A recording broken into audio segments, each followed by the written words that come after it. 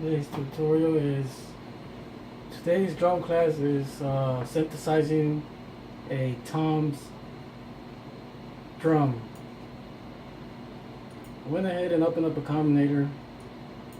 You can do this with a regular Malstrom, but since I wanted to save time, I went ahead and already plugged in the stuff that I will be using, which is just really one Malstrom. Right now it's set in factory preset, so as you can see, we're going to start from that factory preset. Let's preview the patch.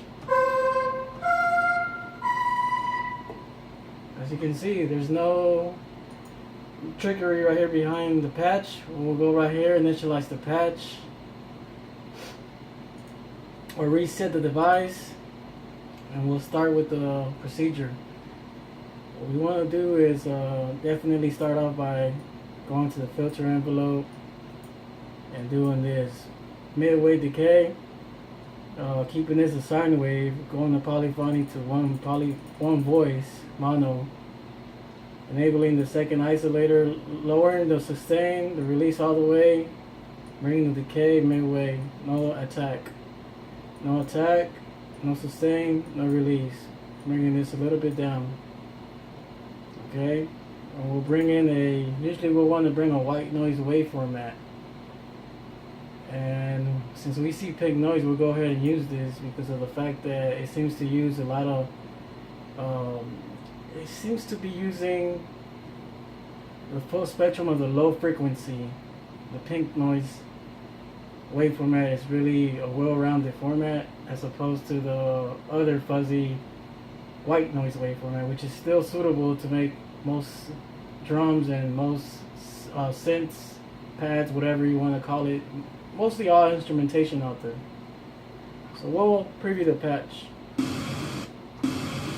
Okay, as you can tell, let's bring in some more amplitude so we won't be suffering with the tutorial. I should have dialed up the gain in the back of my interface along with my subwoofers. You might hear it better now. Okay, look at that. So we'll start from there. We'll go right here, and okay, we'll go to a 3, octave 3. We tune it to the far left, to tune to the far right. Bring the pink noise to a 4, keep it there. Bring down the decay on it. Preview the patch. Okay, there it goes. It seems to be forming in. Then we'll use a mixture of a band pass and a low pass. We'll put this as the band pass, and we'll bring in a little bit of resonance, and this will probably bring it like right there. Let's preview the patch. Okay, now that we have that, and we'll route this isolator to isolator B, the second isolator to isolator B right here. You got these little squares. Bring it here, and it tells you where it's going. So, and as we're doing that,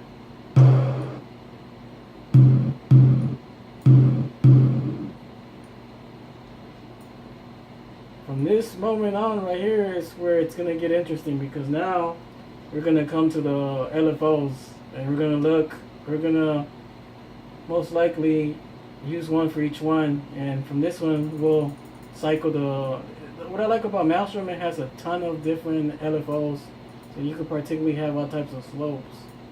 But for this tutorial, we'll keep it simple, and we could probably use this right there. This is probably a good little slope, linear, I think. That's something else. This definitely right there. Looks like the attack portion, and this like the decay. So we'll use this one, and this one we'll flip it around and use on the decay portion. Most likely either exponential and linear, but we'll talk about the slopes. I'm not going to go into that much of that science. Let's hurry up and preview let's start making the patch. Once we have this, we'll enable this isolator right here, the LFO. We'll put a synchronize, not a one-shot, synchronize. We'll do the pitch. Let's go to the far right, preview the patch, and we'll trigger this one right here only for that. Let's see how it sounds. Now if we cycle this to the far right, it should do like a burbly effect. The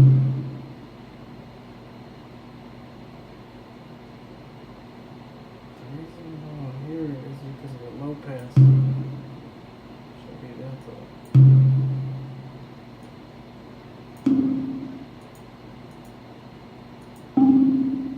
There we go.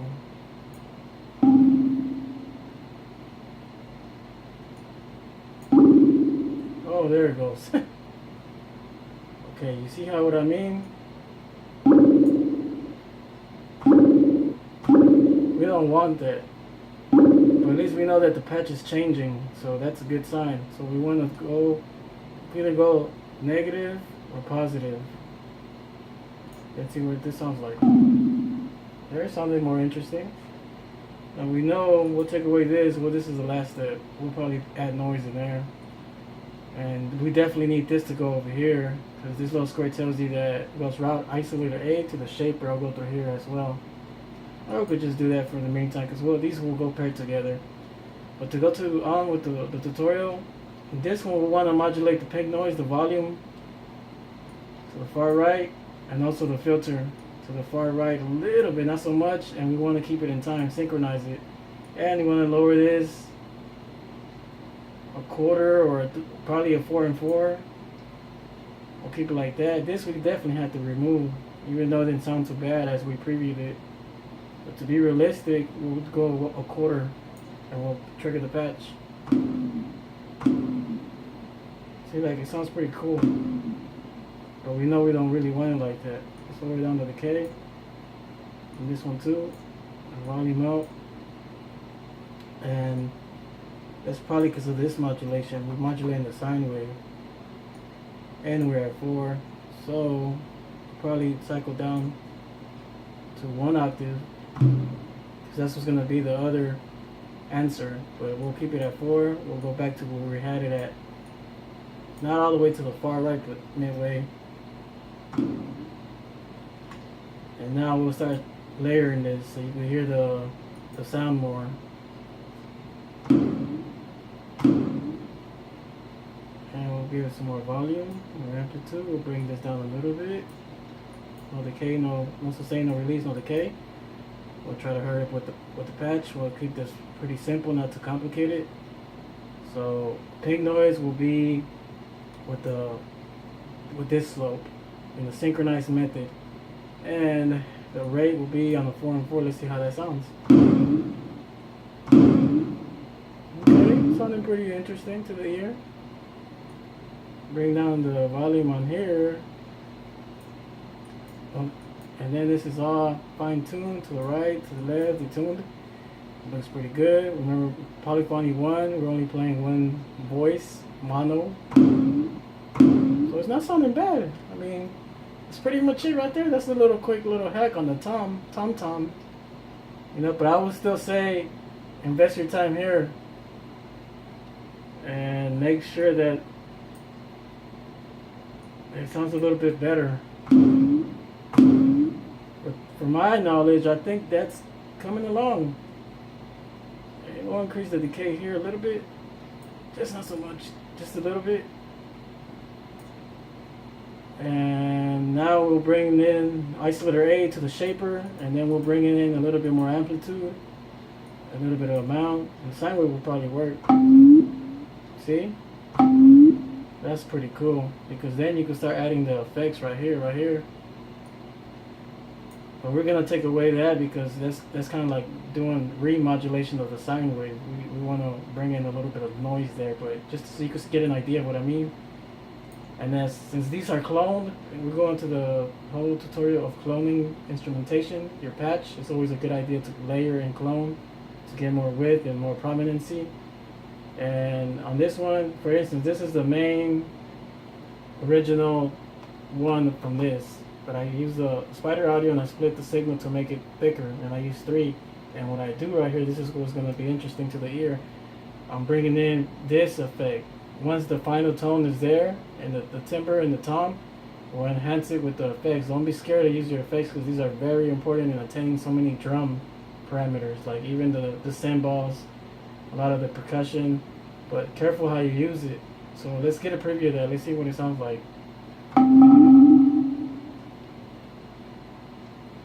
Let's go to a 1. And for my side of the ear, bring down this, the size of it too. Also the delay, and let's preview the patch. And let's go to noise. Bring down that noise a little bit. A little bit more. Bring down this pink noise down a little bit. And maybe here, we gotta tune these right here. But for the time being, we'll preview this over here for isolate. For the pink noise, we want to remove all that fuzziness. But since this is well rounded, we don't really gotta worry so much about that. Maybe just lower the decay a little bit on this one. And increase the decay on this sine wave. And then you can start enhancing this compressor.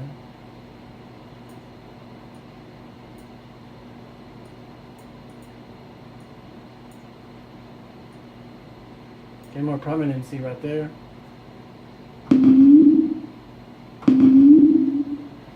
Excuse me.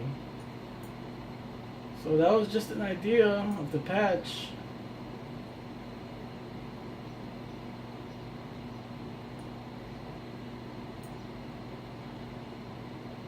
But I feel that these are all good right here.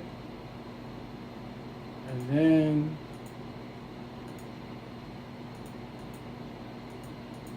you could bring in I just saw the instrumentation.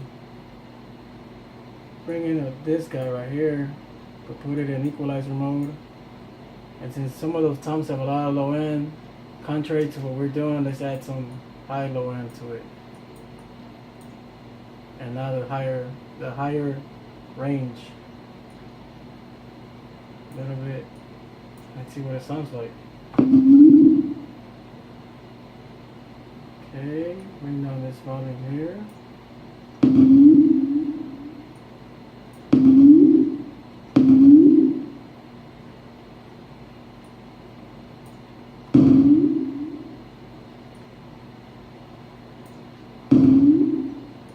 Go down 1 octave, and let's preview the patch. That sounds a little bit more professional. And we could always go here and try these slopes. Yeah, there you go. That sounds a little bit more to the liking of the ear. And we could always look for the timbre too right here. Yep.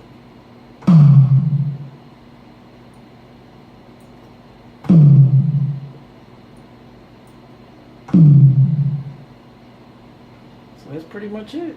That's the tom right there. And if you're not satisfied with that, you could always make more and more sufficient toms, because in fact I prepared for this tutorial, so you can hear the first one that's actually in here. I think it's this one. It's in here in the sequence, and it's also triggered via MIDI notation. I think it's this one right here. Yep, it's this one. And I'll let you get a feel for that, so you can see how this one's, to my liking, this one's actually better, I think. And we'll solo this over here. See, it's called Malstrom Tom Creation. And I'm gonna play it right now. And let's see. Yep. Let me increase the volume because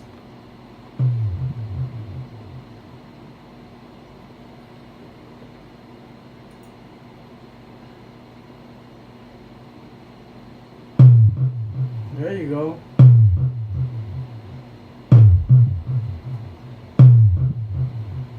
See how that one right there? Look how I made this one. See? Look at my slopes. Look at the way I had it. The sine wave, the pink noise. Look at the attack decay, the attack, sustain or release on none of them, and even on the filter envelope. There's only decay. And look how I use the bandpass. low pass. I didn't use no extra fuzziness or saturation or noise. Yeah, I didn't use it here because it's not enabled, the little square. But I routed the sine wave into this filter, and look, the polyphony one, and this one right here sounds a lot better. I admit to that. And look, notice I use a compressor and a little reverb, a small room algorithm with an equalizer, and then a final the echo. And if you're not, and I think that one sounds so much better. And then I added another, like the witness, what I was telling you. And look, I went to the far left because some of these toms are programmed to the far left or to the far right. See, watch, it's gonna sound a lot. That's a tom right there. See? Let's play it through the keyboard. That's a good sounding tom, professional sounding tom. And let's see this one. Oh yeah, this is another one too. Huh. Yeah, I like this one too, you see? And usually I use this, so I won't be doing this with the key so much. Yeah, I like this one. This is a nice sounding tom too. See, and look how I did this. See, so just experiment. Give it some time. It's gonna take some practice and some timing to know your instrumentation. But overall, I'm happy with this tutorial because I just demonstrated to you live how you make the tom.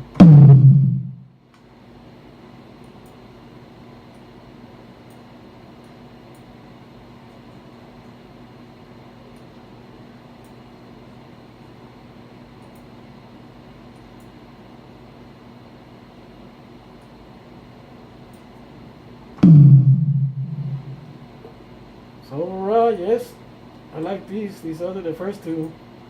This was in a hurry, but I mean, basically I gave you the entire session there, and I showed you how it came together.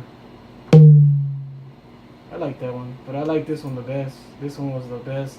The first one that I did was the best one all time around. Yeah, that's a real tom right there, man. It's a very, very beautiful tom.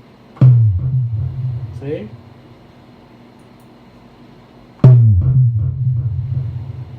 And look at that pounding. Look. Remember these slopes. The concave and convex slopes.